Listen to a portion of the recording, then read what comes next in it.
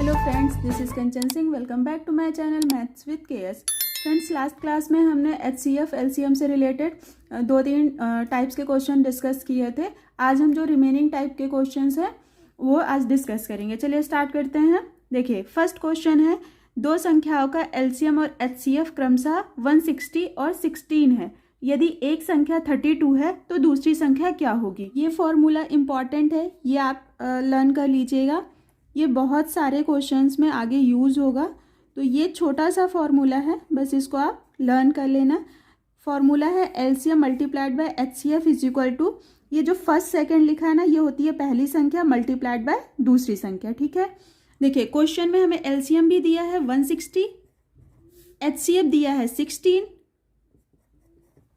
हमें एक संख्या दी हुई है 32 और सेकेंड हमें फाइंड आउट करना है।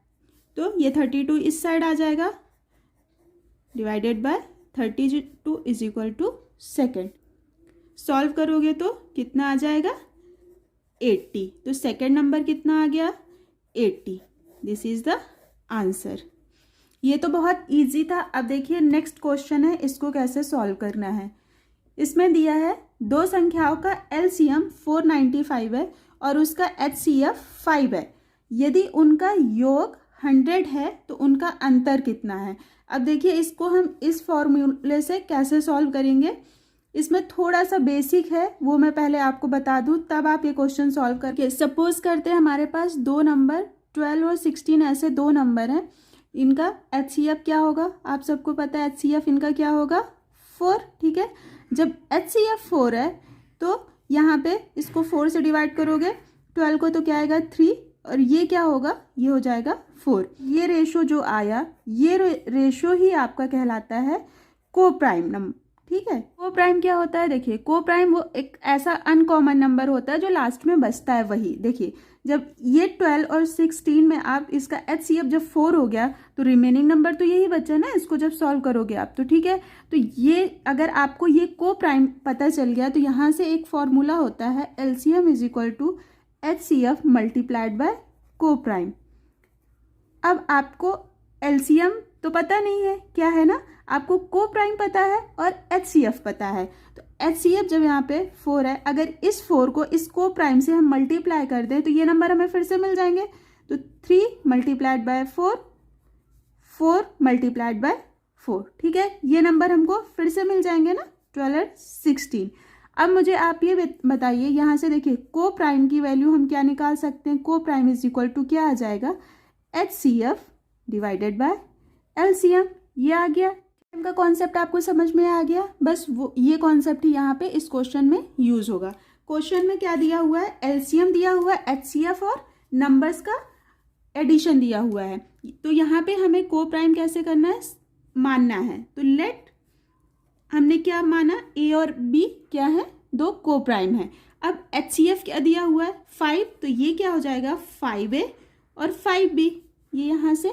ठीक है, 5a और 5b। तो यहाँ पे एडिशन दोनों नंबर का क्या दे रखा हुआ है 100।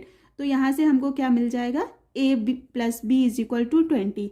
ये 20 आपको समझ में आया कैसे आया, देखिए ये मैंने डायरेक्ट कर दिया है। Since 5a plus 5b is equal to 100 दिया था, तो a यहाँ से 5 कॉमन ले लोगे तो a प्लस b की वैल्यू क्या आ जाएगी 100 डिवाइडेड बाय 5, 20। ठीक है, ये यहाँ से ऐसे आया 20। तो a इंटू बी की वैल्यू क्या आ जाएगी 495 डिवाइडेड बाय 5। ये कैसे आया, ये यहाँ से देखिए को प्राइम ए बी थे, एचसीएफ अपॉन एलसीएम। तो इसको सॉल्व करेंगे तो यहाँ से कितना आ जाएगा 99। बस यहीं पे क्वेश्चन सॉल्व हो गया। a dot B is equal to क्या आ गया 99। तो आप अब यहाँ से आप समझ सकते हो कि a की वैल्यू कितनी आ गई, a की वैल्यू हो गई 11 एंड b की वैल्यू कितनी हो गई 9। इन दोनों का डिफरेंस कितना हुआ 2 और हमारे पास एचसीएफ कितना है 5। तो हमसे पूछा क्या है कि उनका अंतर कितना होगा, तो संख्याओं का अंतर कितना आ जाएगा 10। This is the answer. ये बहुत ही इंपॉर्टेंट टाइप का क्वेश्चन है, आप इसको एक बार और रिवाइज करके देखिएगा।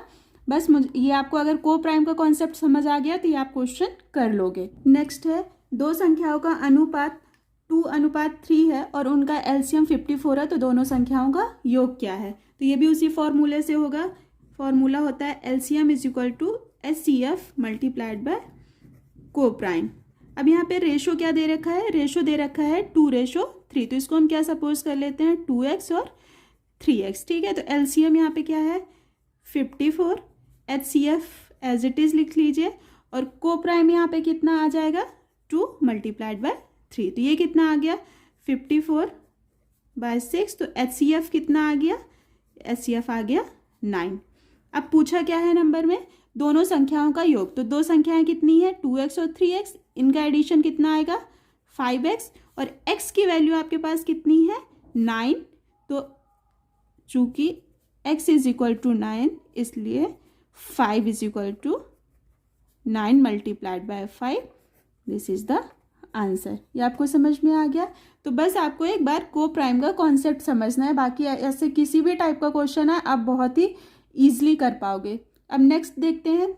नेक्स्ट क्वेश्चन है, दो संख्याओं का योग 84 है और उनका एचसीएफ 12 है, तो दो संख्याओं के कुल कितने जोड़े बनाए जा सकते हैं। अब इसमें क्या पूछा है, जोड़े। मान लिया कि को प्राइम कौन से हैं, ए एंड बी है। एचसीएफ 12 है तो इसलिए क्या हो जाएगा 12a, और दूसरा क्या हो जाएगा को प्राइम 12b।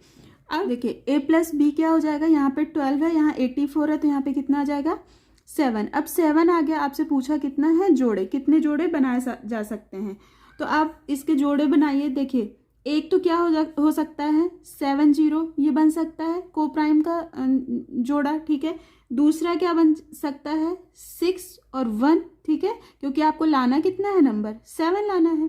तीसरा कौन सा जोड़ा इसमें बन सकता है, इसमें बन सकता है 5 and 2, एंड लास्ट में क्या बन सकता है 4 and 3। कितने बने 4, लेकिन आपको पता है कि आपको लेना कौन सा है को प्राइम नंबर ना, तो इसमें देखिए ये होगा नहीं, तो कितने जोड़े बने 1 2 3, तो कितना आंसर आ जाएगा, answer option number B. Number system में एक छोटा सा टॉपिक रह गया था यूनिट डिजिट, जो मैं भूल गई थी करवाना। चलिए उसको बस 5 मिनट में कर लेते हैं जल्दी से।